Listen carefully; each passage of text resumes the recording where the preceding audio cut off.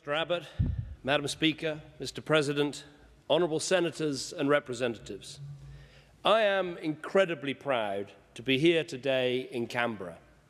It is such an honour for a British Prime Minister to address this magnificent Parliament. Overseas visits by Prime Ministers can be about protocol and diplomacy, but coming here is like visiting family. And I don't just say that because my own Australian auntie is watching me from the gallery. There's our rivalries on and off the playing field, our fondness for teasing each other's habits and phrases. Of course, we Poms are known for our bluntness, and we never really get your tendency to beat around the bush and not say what you really mean. We have enormous affection for each other. We may live on opposite sides of the planet, but it is hard to think of another country to which the British people feel so instinctively close. Our ties have been woven not only in the best of times, but in the worst of times, never more so than in each other's and in humanity's bleakest hours.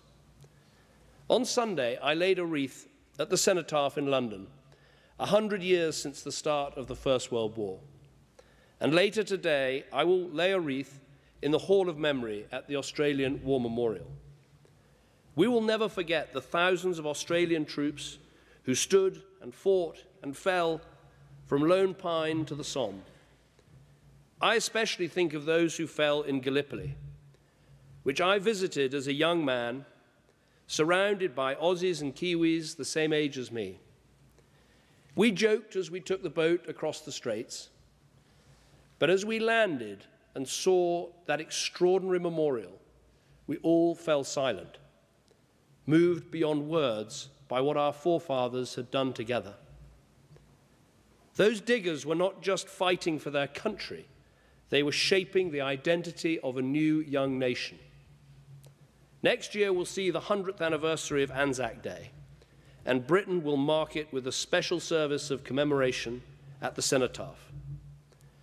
In almost every major conflict for 100 years, we have fought and bled and died alongside each other.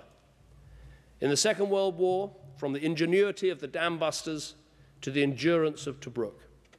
And in our lifetimes, in Bosnia, Kosovo, Afghanistan, Iraq, ours is an alliance that has been forged in adversity and tested over time. Rugged, resilient, reliable, adjectives that sum up this great nation and its people. There is no more dependable ally when the chips are down. Now, if our alliance was built on history alone, it would be inspiring but static, a sepia-tinged scrapbook of sentimentality. And if it was just built on trade and commerce alone, it would be rich but lifeless. But it is far, far more than that. Every chapter of Australia's story has been inspiring. I think of your Indigenous culture with roots stretching back millennia. And I feel pride that Aboriginal Australians are now studying at Oxford and Cambridge. And one of those scholars, Leela Smith, is here with us today. Let me acknowledge the original owners of this land, the Ngunnawal people, and pay my respects to their elders, past and present.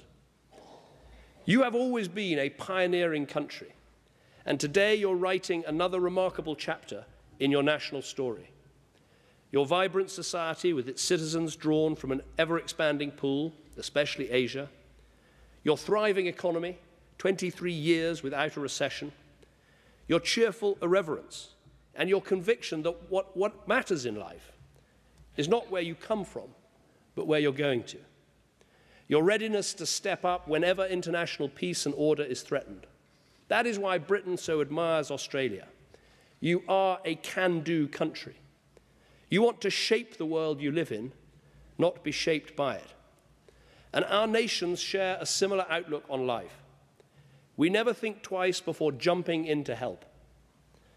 Only last month, your foreign minister strode across the room towards me at a summit in Italy. I wondered for a moment whether I was heading for what I'm told we now need to call a shirt fronting. But no, Julie, who is a great friend of Britain, said that Australia would add 100 beds to our Ebola treatment facility in Sierra Leone. Typical Australia, always there with action, not words.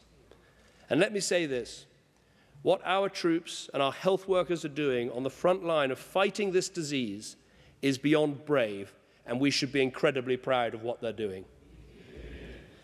Our people are as close as ever.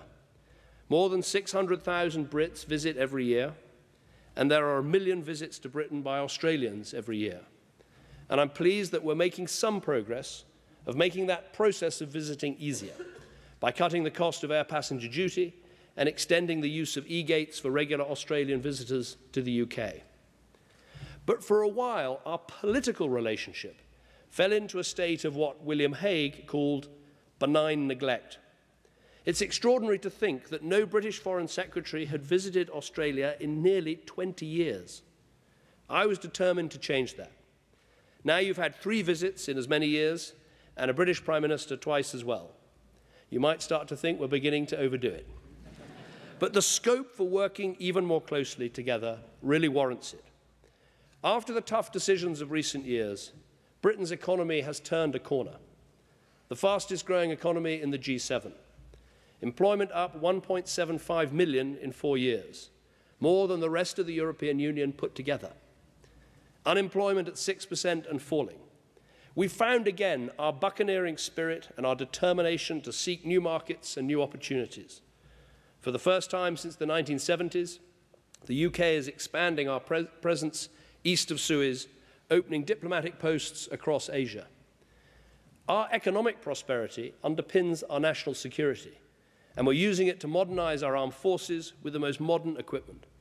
New fighters, new hunter-killer submarines, renewing our nuclear deterrent, the Type 26 global combat ship, the world's most advanced frigate, 2 new aircraft carriers, the most powerful the Royal Navy has ever put to sea in its history. We value our cooperation with you in the Five-Power Defence Agreement and the Five Eyes Intelligence Sharing Partnership. And of course, it's also true that British and Australian Prime Ministers naturally tend to click, whichever party we come from. There's so much that doesn't need to be said. But let me say it is a particular pleasure to work with you, Tony Abbott, a strong leader and a strong friend to my country and to me. And I hope you'll allow me to make a special mention of John Howard, the very epitome of steadfastness and loyalty, who's given me so much wise counsel over the years. And from the other side of the House, I learned with sadness of the recent passing of Gough Whitlam. But the very bedrock of our relationship are the values that we share. We've stood together so often, and we do so today, not just because we face common threats, but because we believe in the same things, in the rule of law, in the fundamental right of individuals to choose and to change their governments, in open societies and economies, and free trade as the only route to thriving, stable societies. And that the strength of a government is determined by the freedom that flows to its citizens, not the powers it gathers to itself. These shared values are the beating heart of our alliance, the qualities that make our societies great and our economies strong. And my argument today is that it is these values, the values that bring us together, that have made our countries great, these are the values which should guide us through the challenges we face today. Our success and security in the future will not come from trying to emulate others, but by being ourselves, by having faith in the values that have shaped our countries and applying them to the modern world. Whether it's keeping our people safe from terrorism, winning the argument for free trade over protectionism, or competing with countries which claim there's a shortcut to success without the tiresome encumbrance of accountable government and the rule of law. Let me take each of these in turn. First, defeating the threat of terrorism and extremism. In both our countries, we have seen some of our young people radicalized, going off to fight in Iraq and Syria, and even appalling plots to murder innocent people back in our own countries. There is no opt-out from dealing with this. We have to confront this threat at its source.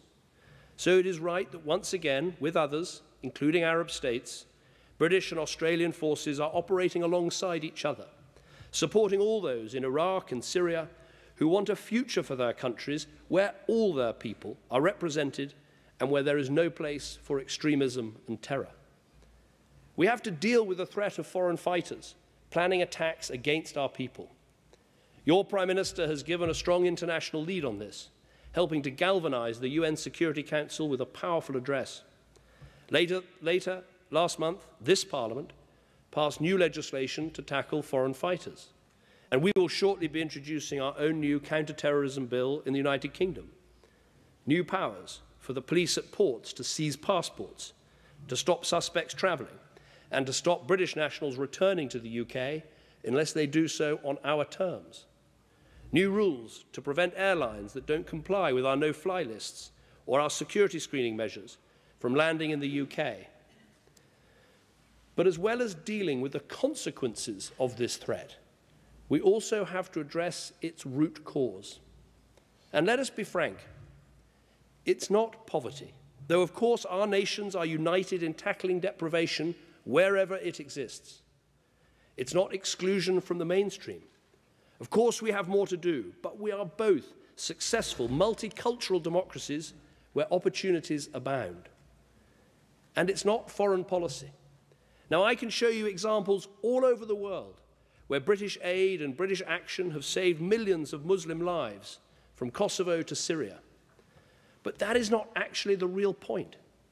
In our democracies, we must never give in to the idea that disagreeing with a foreign policy in any way justifies terrorist outrages. No, the root cause of the challenge we face is the extremist narrative. So we must confront this extremism in all its forms. We must ban extremist preachers from our countries. We must root out extremism from our schools, universities, and prisons.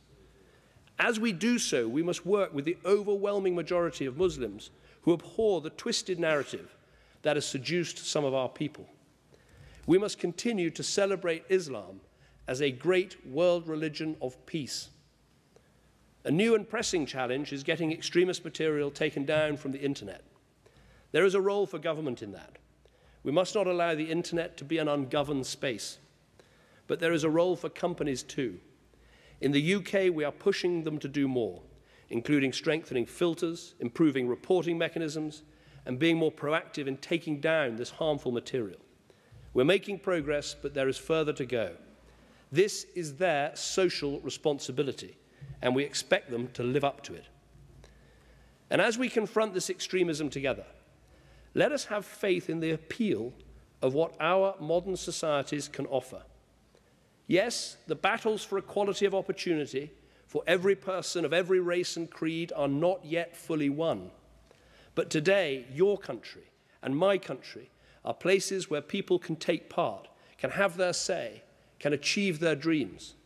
Places where people feel free to say, yes, I'm a Muslim, I'm a Hindu, I'm a Christian, but I'm also proud to be a Briton or an Australian too.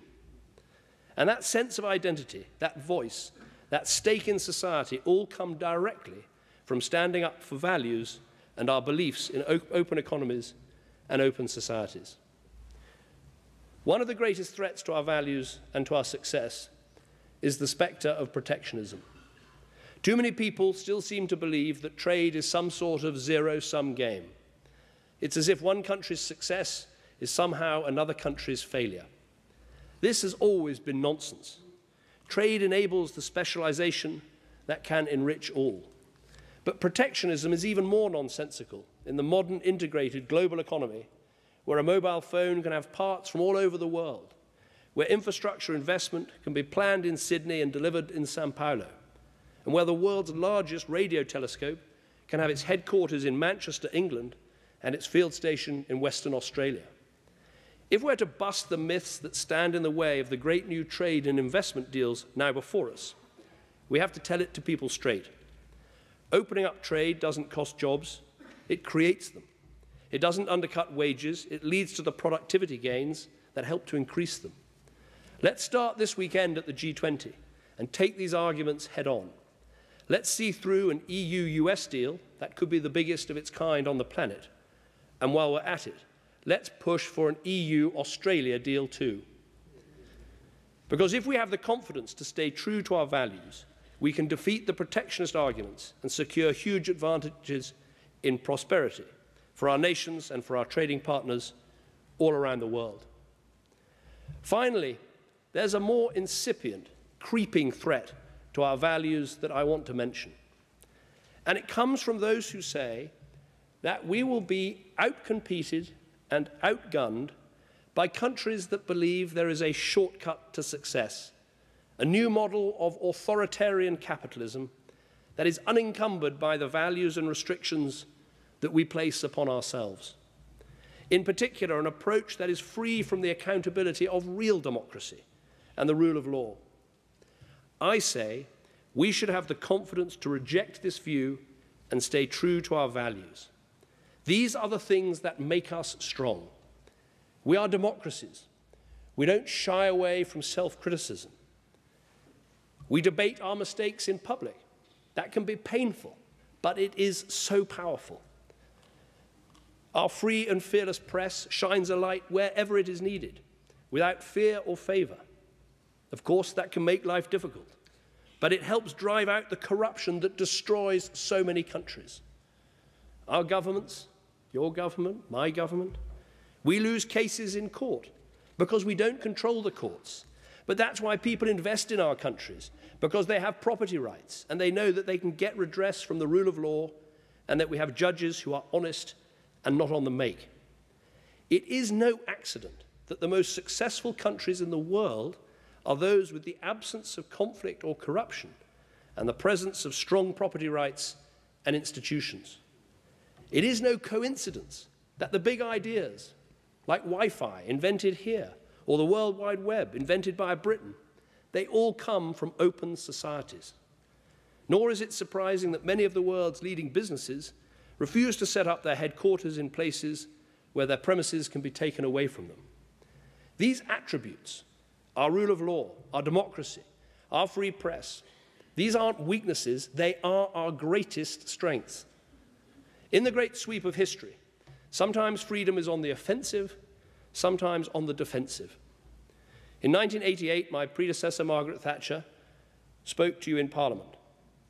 A year later, the Iron Curtain was ripped away and the Berlin Wall fell. Looking back, it seems inevitable. It did not seem so at the time. Time and again, our leaders called for that wall to be torn down because they had confidence that in the end, freedom would prevail.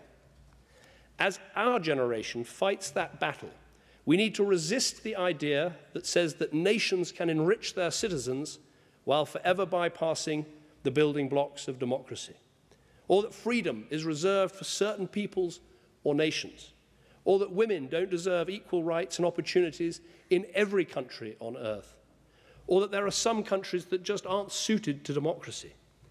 Accountability, human rights, free trade, open societies, these are the values that are the best basis for the fulfillment of human ambitions and dreams, more so than ever in the 21st century. Here in this chamber, and in the House of Commons back in Britain, we sometimes let the brickbats fly. We sometimes say some pretty rude things to each other. We can trade insults and put-downs. Not everyone quite gets it. Walking around in New York a few years ago, a man shouted at me across the street, "Hey, Cameron, I watch you on TV, Prime Minister's Questions. I love your show."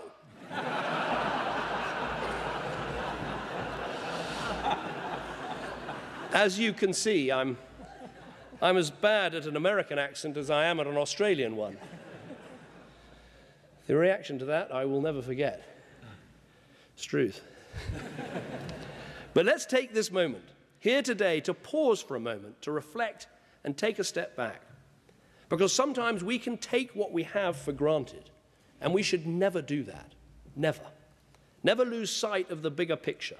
Never forget that we live in countries where the press is free, the law is fair, the right to redress is universally available, property rights universally enforceable, the freedom of speech, the foundation of our democracy.